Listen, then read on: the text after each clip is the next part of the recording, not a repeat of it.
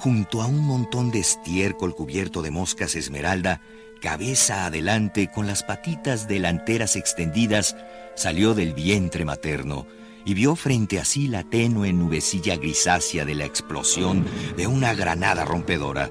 El aullido ululante arrojó su cuerpecito húmedo a las patas de la madre. El primer sentimiento que experimentó aquí en la tierra fue el espanto. La granizada hedionda de la metralla tamborileó sobre las tejas del establo y, rociando levemente el suelo, impulsó a la madre del potrillo, la yegua parda de Trofim, a ponerse en pie para volver a caer con el costado sudoroso, lanzando un corto relincho. En el sofocante silencio que sobrevino después, se oyó distinto el zumbido de las moscas. Un gallo, sin atreverse a saltar el seto por el cañoneo, aleteó 1 o 2 veces y cantó a sus anchas, pero sordamente. Se oyó en la barraca el gruñido quejumbroso de un ametrallador herido, aquel que de tarde en tarde gritaba con voz ruda y bronca, mezclando los gritos con furiosas maldiciones. En el jardincillo, entre el púrpura sedoso de las amapolas, revoloteaban las abejas. Más allá de la población cosaca, en el prado, una ametralladora concluía la cinta y a su tableteo, entre el primero y segundo cañonazos, la yegua parda lamió amorosamente a su cría, mientras ésta, aplicada a la ubre henchida de la madre, saboreó por primera vez la plenitud de la vida y la infinita dulzura de la caricia materna.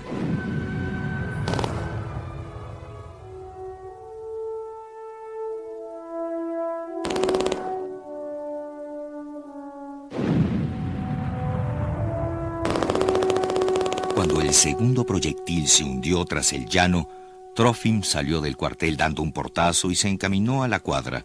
Rodeó el montón de estiércol, se cubrió los ojos con la mano para protegerlos del sol, y al ver que el potrillo trémulo y anhelante mamaba de su yegua parda, rebuscó desconcertado en los bolsillos, palpó con dedos temblorosos la petaca y al ensalivar el cigarrillo recobró el don de la palabra.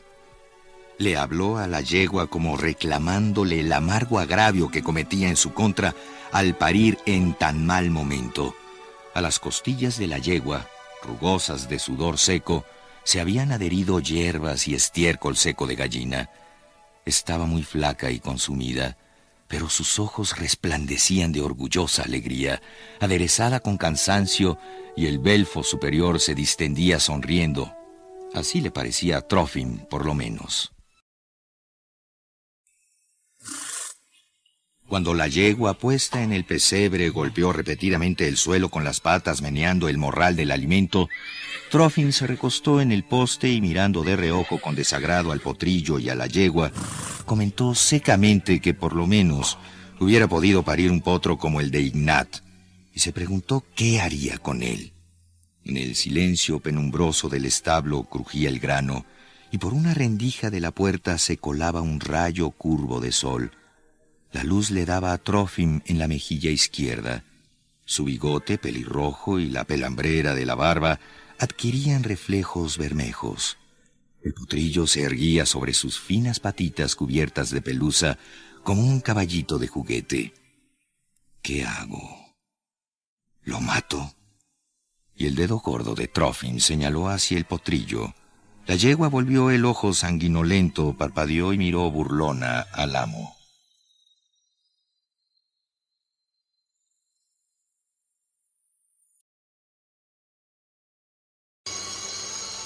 Por la tarde, en la habitación que ocupaba el jefe del escuadrón, Trofim contaba cómo empezó a notar que su yegua no trotaba, no podía galopar y se le cortaba el aliento.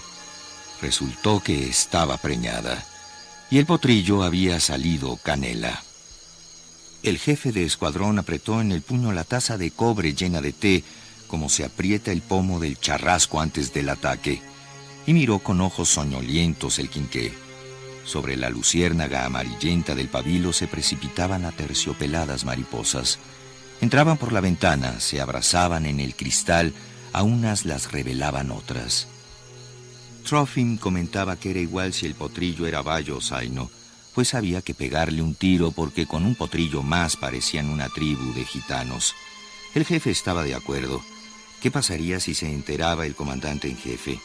Iría a revisar el regimiento y el potrillo se pondría a caracolear y menear la cola ante toda la formación y los avergonzaría delante de todo el ejército rojo. No comprendía cómo Trofim había podido permitir un libertinaje así en plena guerra civil. Era hasta vergonzoso. Entonces impartió una orden severa para que los caballerizos mantuvieran a los machos aparte.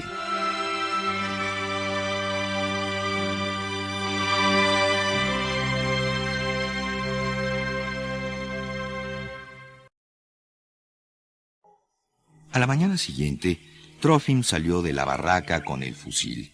El sol no había despuntado aún. El rocío teñía de rosa la hierba.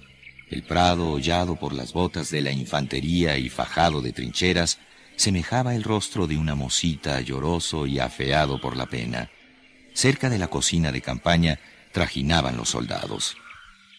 En el portal estaba sentado el jefe del escuadrón en mangas de camisa, atiesada por el sudor de muchos días.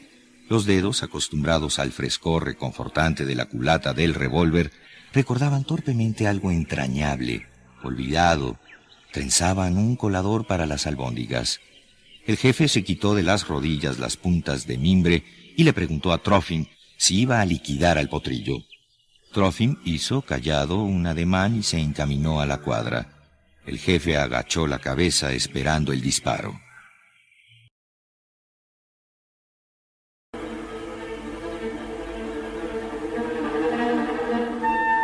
Pasó un minuto, otro más, pero el tiro no sonó. Trofim se asomó por detrás de la esquina de la cuadra. Debió estropearse el percutor. El pistón no funcionaba. El jefe le dijo que le diera el fusil para revisarlo, lo que Trofim hizo de mala gana. El jefe tiró del cerrojo y entrecerró los ojos. Pero si el fusil no tenía cartuchos. Ah, sí, recordó súbitamente Trofim. Él mismo se los había sacado. El jefe dejó al lado el fusil y estuvo dando vueltas un buen rato al colador nuevecito. El mimbre tierno era fragante y pegadizo como la miel. Cosquilleaba la nariz el olor a mimbrera en flor, a tierra, al trabajo olvidado en el incendio incontenible de la guerra. Finalmente se encogió de hombros y le dijo a Trofim que, ¡al diablo!, el potrillo podía vivir con su madre, temporalmente desde luego. El comandante, si llegaba el caso, lo entendería porque el potrillo era un lechal y debía alimentarlo su madre. Hasta el comandante había sido alimentado por su madre cuando era un crío y todos habían sido alimentados por sus madres. Era la costumbre, con que asunto arreglado. Y por cierto, el percutor del fusil de Trofim no estaba estropeado.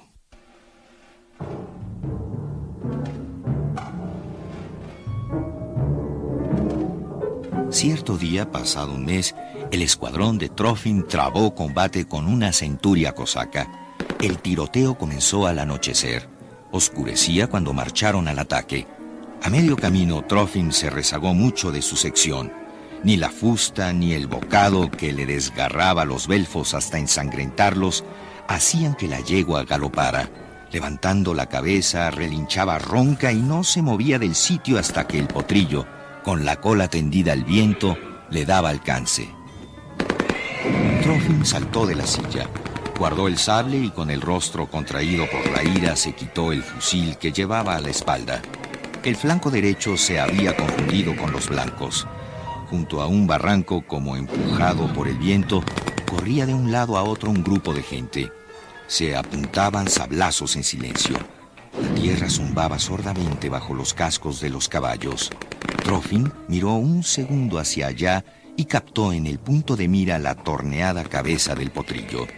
No se sabe si fue la mano que tembló por el arranque de cólera o quizá era otra la culpa de que fallara, pero después del disparo el potrillo retozó tontamente, emitió un fino relincho y levantando con los cascos madejas grises de polvo, describió un círculo y se paró más lejos. Trofim montó en la yegua parda y jurando como un condenado, marchó al trote allá donde unos barbudos cosacos blancos rodeaban al jefe del escuadrón y a 3 soldados rojos, empujándolos hacia el barranco.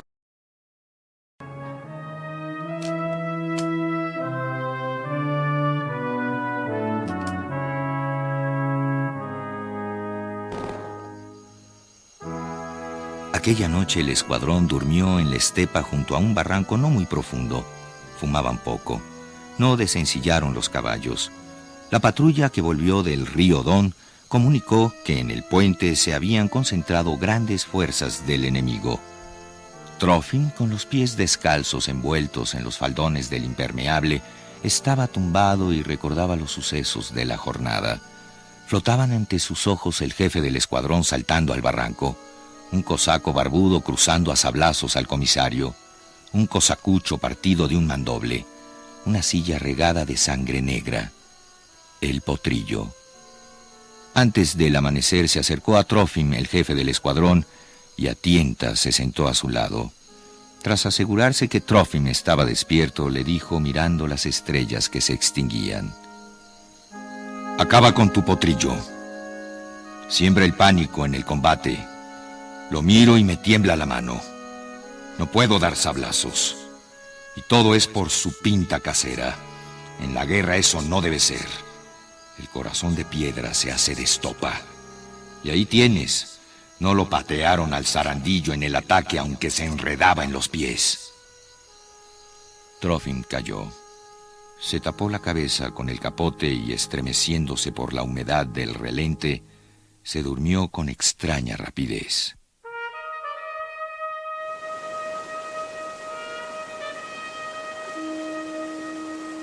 Frente al viejo monasterio, el río Don, apretado contra la montaña, se precipita con loco ímpetu. En el recodo el agua se riza en remolinos y las olas verdes de grandes crestas empujan a golpes las moles de yeso arrojadas junto al agua por el derrumbe primaveral. Si los cosacos no hubieran ocupado los meandros, donde la corriente es más débil y el Don más ancho y manso, y no hubieran empezado a cañonear desde allí la ladera, el jefe jamás se habría atrevido a ordenar el paso del escuadrón a nado frente al monasterio. El paso empezó a mediodía. En una balsa mediana embarcaron una tachanca, es decir, una carretela armada con ametralladora y un tronco de 3 caballos. El de la izquierda, que no había visto el agua, se espantó cuando en medio del río la barca viró en redondo contra la corriente y se inclinó un poco. Al pie del monte, donde el escuadrón apeado desencillaba los caballos, se oyó claramente el alarmante relincho de la bestia y el golpeteo de sus herraduras en el suelo de madera de la balsa. Trófim pensó que echaría a perder la barca, pues el animal reculaba con salvajes relinchos hacia la vara de la tachanca y se empinó. El jefe del escuadrón rugió la orden de pegarle un tiro al caballo asustado. Trófim vio cómo el apuntador se tendió sobre el cuello del caballo y le metió el revólver en la oreja. El tiro sonó como un petardo de juguete y los otros 2 caballos se apretujaron. Los ametralladores, temiendo por la balsa, empujaron al caballo muerto a la parte trasera de la tachanca. Sus patas delanteras se doblaron poco a poco. La cabeza quedó colgando. Al cabo de unos 10 minutos, el jefe fue el primero en conducir a su vallo al agua. Tras él se lanzó el escuadrón con estrepitoso chapoteo. 108 jinetes semidesnudos y otros tantos caballos de distinto pelaje transportaban las sillas en 3 canoas. Trófim gobernaba una de ellas. Había confiado la yegua al jefe de sección, Nechepurenko. Desde la mitad del río, Trófim vio cómo los caballos delanteros, hundidos hasta las rodillas, tragaban agua de mala gana. Los jinetes les arreaban a media voz. Un minuto después, a 20 varas de la orilla, negreaban en el agua las cabezas de los caballos y se oían bufidos. Junto a las bestias, sujetándose de las crines, nadaban los soldados rojos que habían atado la ropa y las cartucheras a los fusiles. Trófim tiró el remo de la barca, se levantó en toda su talla y, entrecerrando los ojos a causa del sol, buscó ansiosamente con la mirada entre el montón de los que nadaban la cabeza gris de su yegua. El escuadrón parecía una bandada de gansos salvajes, dispersa en el cielo por los tiros de los cazadores. Delante, en alto, con el lomo lustroso, nadaba el vallo del jefe. Junto a su misma cola plateaban como manchitas blancas las orejas del caballo que perteneciera al comisario, y detrás iban los demás caballos en oscuro montón. Más lejos que nadie, rezagándose a cada instante más y más, se veía la cabeza greñuda del jefe de sección Nechepurenko y a su izquierda las puntiagudas orejas de la yegua de Trofim. Aguzando la vista, Trofim vio también al potrillo. Nadaba a empujones, tan pronto saltando del agua como sumergiéndose hasta verle apenas la nariz. Y en ese instante, el viento que corría sobre el Don llevó hasta Trofim un relincho de llamada, tenue como filamento de araña. Para Trofim, ese relincho fue como una cuchillada en el corazón y le sucedió algo extraño. 5 años de guerra llevaba a cuestas y en incontables ocasiones la muerte le había mirado a los ojos como una muchacha sin inmutarle, pero ahora palideció bajo la roja pelambrera de la barba, palideció hasta un tono azul ceniza y agarrando el remo dirigió la barca contra la corriente, hacia la vorágine donde giraba el potro extenuado, mientras a unas 10 varas de él, Nechepurenko se esforzaba sin poder hacer volver a la madre, que nadaba hacia el remolino con ronco relincho. Steshka Efremov, amigo de Trofim, que iba sentado en la barca sobre un montón de sillas, le gritó severo que no hiciera tonterías y remara hacia la orilla, pues en la dirección a la que iba estaban los cosacos. Pero Trofim ignoró su advertencia y tiró de la correa del fusil. La corriente se llevó al potrillo lejos del lugar donde cruzaba el escuadrón. Un pequeño remolino le daba vueltas suavemente, lamiéndolo con crestudas olas verdes. Trofim remaba convulsivamente. La barca avanzaba a saltos. En la orilla derecha asomaron del barranco los cosacos. Tableteó el bajo redoble de una Maxim. Silbaron las balas, chasquearon en el agua. Un oficial con la camisa de lona desgarrada gritaba agitando el revólver. El potrillo relinchaba cada vez menos. El breve grito cortante era por momentos más apagado y débil. Y este lamento se parecía al grito de un niño hasta infundir horror. Nechepurenko dejó la yegua y nadó fácilmente hacia la orilla izquierda. Trémulo, Trofim se echó a la cara el fusil y disparó, apuntando más abajo de la cabecita absorbida por el remolino, pero en un segundo impulso se arrancó las botas de los pies y con sordo mugido, extendiendo los brazos, se zambulló en el agua. En la orilla derecha el oficial de la camisa de lona vociferó: ¡Alto al fuego! A los 5 minutos, Trofim estaba junto al potrillo. Le pasó el brazo izquierdo bajo la fría panza y ahogándose con hipo convulso, avanzó hacia la orilla izquierda. De la margen derecha no partió ni un tiro. El cielo, el bosque, la arena, todo era un verde intenso, fantasmal. Un último monstruoso esfuerzo, y los pies de Trofim arañaron el fondo. Arrastró a la arena el cuerpecillo resbaloso del potro, devolviendo agua fría, rebuscando con las manos en la arena. En el bosque zumbaban las voces de los soldados rojos que habían pasado el río. Al otro lado del cabo sonaron unos cañonazos. La yegua parda estaba junto a Trofim, sacudiéndose y lamiendo al potrillo. De su cola colgante escurría, hundiéndose en la arena, un chorrito irisado. Trofim se levantó tambaleante, caminó 2 pasos por la arena, dio un pequeño salto y cayó de costado. Un pinchazo ardiente le había atravesado el pecho. Un tiro solitario en la espalda desde la orilla derecha. El oficial de la camisa de lona desgarrada tiró impasible del cerrojo de la carabina, expulsando la vaina humeante. En la arena, a 2 pasos del potrillo, se retorcía Trofim, y los duros labios amoratados que no habían besado en 5 años a sus hijos sonreían mientras espumeaban sangre.